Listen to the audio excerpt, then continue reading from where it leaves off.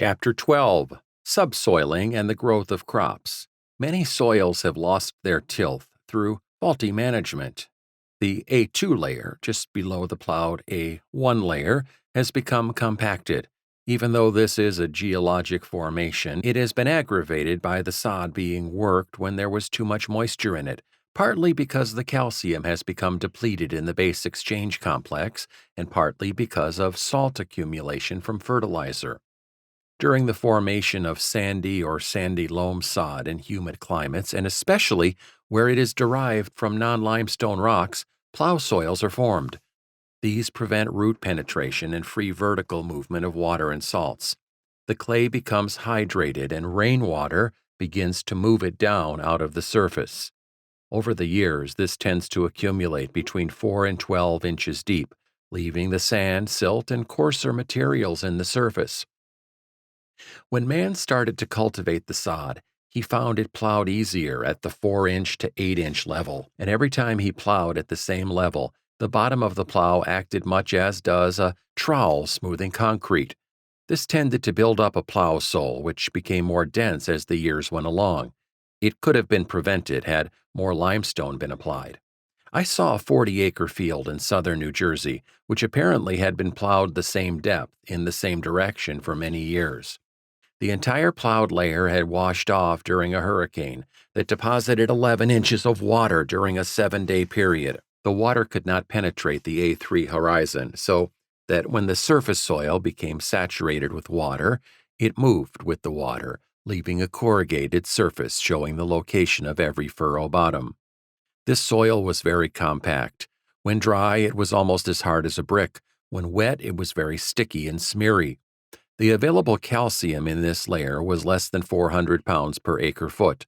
The soil under this plow sole was dust dry right after the surface soil was washed away.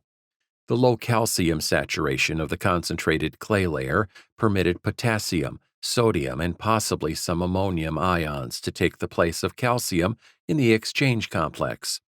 Since these ions have many more water molecules attached in chemical combination than do ions in the proper calcium saturation, it gave the clay a jelly-like consistency, which completely filled in the space between the larger particles. The near colloidal solution readily moved out of and through the surface soil and gradually sealed the subsoil. This plow sole condition could be corrected by applying liberal amounts of limestone and plowing it under, along with deeper plowing. If the ground is too hard to plow deeper, it will have to be plowed early in the spring or broken up with a subsoiler. Plowing deep when too wet will puddle the clay and cause it to dry out in hard lumps. Several tons of limestone should be applied to the plowed ground. It will take a hard freeze or extremely dry weather to restore the structure, but it will eventually result in a better surface soil. If limestone is not applied after plowing and turning up this plow soil, the ground won't grow very good plants because the clay does not have sufficient saturation of calcium. The soil may act sterile. Some seeds won't germinate in such soil. I saw spinach growing on such land where 10-foot sections of rows were completely devoid of seedlings. Limestone was broadcast over the tops of any seedlings that were up. In 2 weeks, seed germinated in the blank areas, and the spinach made a good growth, even though the field was very uneven. Spinach makes a crop in 8 to 12 weeks. There isn't much chance for late germinated seedlings to catch up in a short growing season. I was called in on a conference which was supposed to discuss overliming injury on corn in eastern Virginia. It was a case of one half of a field which had been limed with 1,600 pounds of hydrated lime 11 years before. The other half of the field was not limed. There had been a very wet spring. None of the corn, which was 6 to 8 inches tall, looked good. But the side that was limed 11 years before showed practically every deficiency in the book. A back furrow divided the two halves of the plot. From the appearance of the plants, I knew the roots were bad.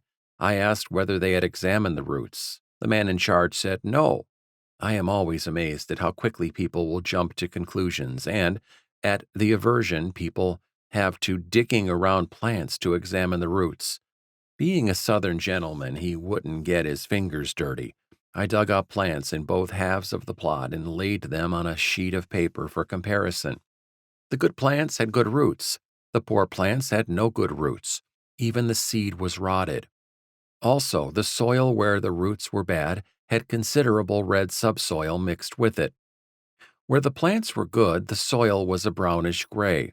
I asked him why the soil varied so much in color. He said the side that had the lime 11 years before plowed so much easier that the furrow was deeper.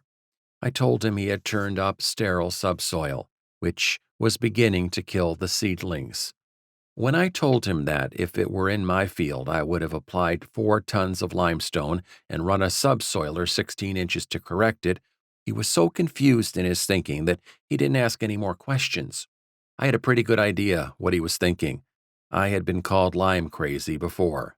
After my experience with plow soles and coastal plain sods, I moved to the Midwest and found myself involved in much heavier soils. I assumed I could forget plow soles. The few sandy soils which I found had plow soles, as I had anticipated, but I was surprised to find a plow sole condition in the heavy sods. I found that the reason we had floods in Ohio, Indiana, and adjoining states was the dense condition of the soil, which prevented rainfall and snow water from penetrating the soil. I concluded that we needed this water for crop production. We had to find means of keeping it from running off. It had to be stored in the subsoil for future use by crops. The soil conservation people were working in the right direction, but instead of moving the water down, they were trying to slow it down in its flow so it wouldn't erode. I found that plenty of limestone followed, with a subsoiler, which was pulled crosswise of the slopes, reduced the runoff to a minimum. It held the water for future crop production. Every time I visit a farm where crops are not growing well, I ask for a shovel or spade and have a hole dug. I also have a probe, which gives me much more information. It is very surprising how interested farmers become when they start to dig the hole. Very few know what their soil looks like below the plowed layer. I once complained to my brother-in-law about the way children were behaving. He said, "Training children is like teaching a dog tricks. You have to know more than the dog." Well, the information that I have depended on to correct sod problems was published long before I even went to college. Most of it was hidden in Russian scientific literature. If it had not been for my good friend Dr. Jacob Jaffe, who translated much of the Russian literature for me, I probably would not have been aware of this subsoil problem.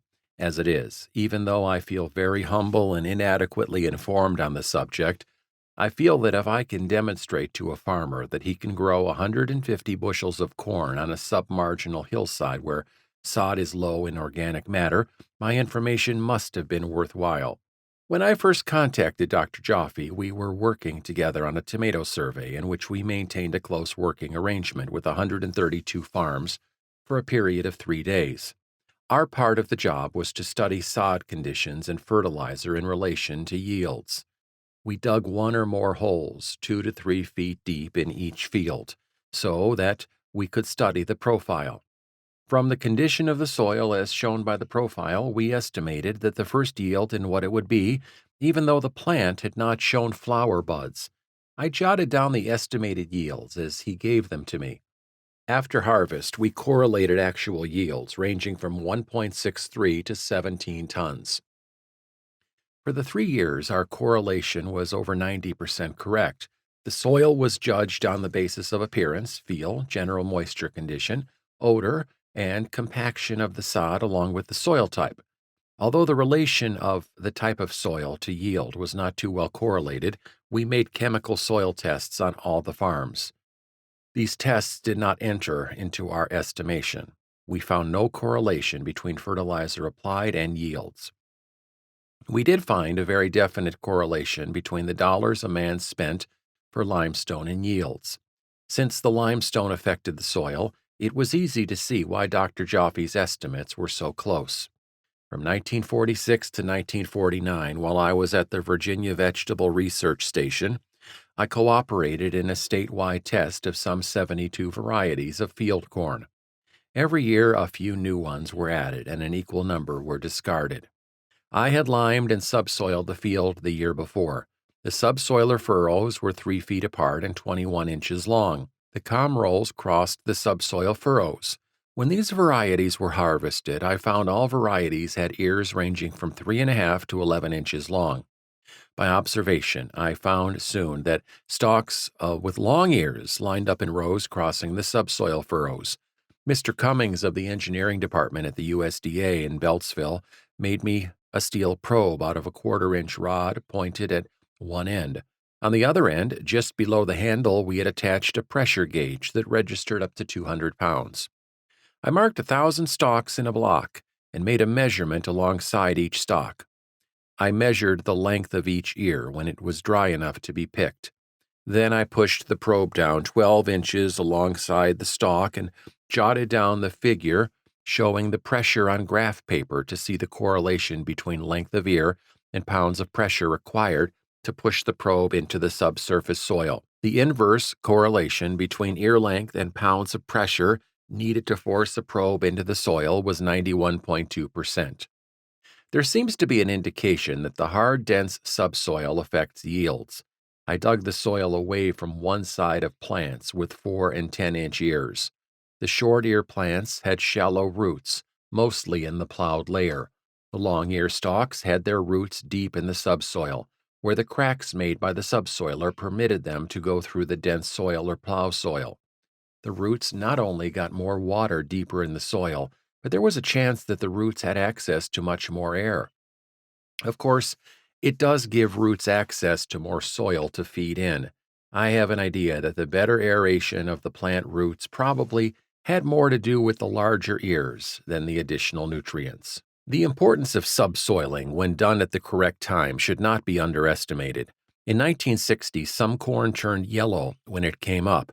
It was 12 to 15 inches tall. We ran a subsoiler between planter rows in order to introduce some air into the sod. Heavy spring rains had compacted the sod and had sealed the surface.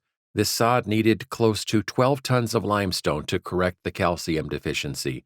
For this reason, we decided that the yellow foliage was due not directly to nitrogen deficiency, but to the inability of the plant to use nitrogen. 2 weeks after we subsoiled between the corn rows, the plants had definitely changed their color to a deep green, while the plants left as a check were still yellow. When we harvested the corn, we had 53 bushels more corn than when we did not subsoil. The yield was 103 bushels, compared with 50.6 bushels from the non-subsoiled plot. Thus, to summarize, the problem of subsoiling. 1. It is purely a mechanical operation to help drainage, help water penetration, and help air exchange.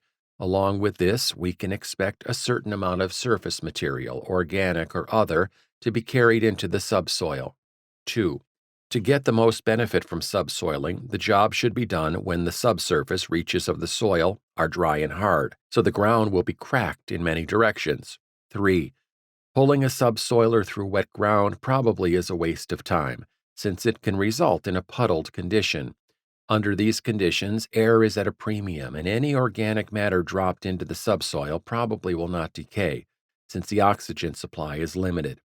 On this basis, I expect that the suggested practice of blowing shredded dry organic material into the opening made a subsoiler would be of little value in increasing crop yields.